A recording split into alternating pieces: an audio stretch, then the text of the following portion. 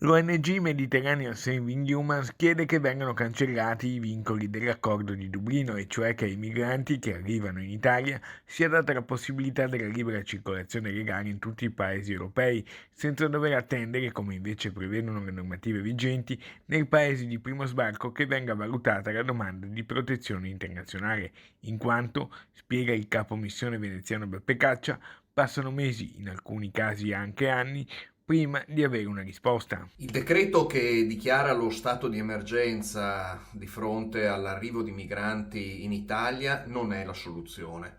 Anzi, questo gridare all'emergenza serve soltanto a nascondere i problemi reali, concreti e le possibilità che ci sarebbero di una loro soluzione.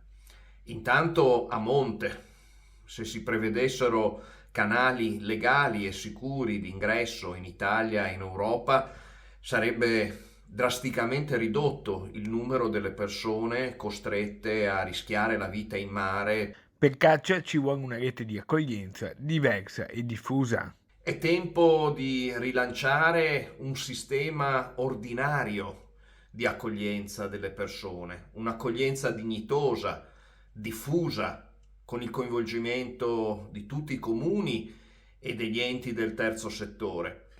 In questo modo sarebbe possibile dare una risposta a chi sbarca in Italia e soprattutto iniziare a ragionare sul serio di una ridistribuzione di queste persone in Europa.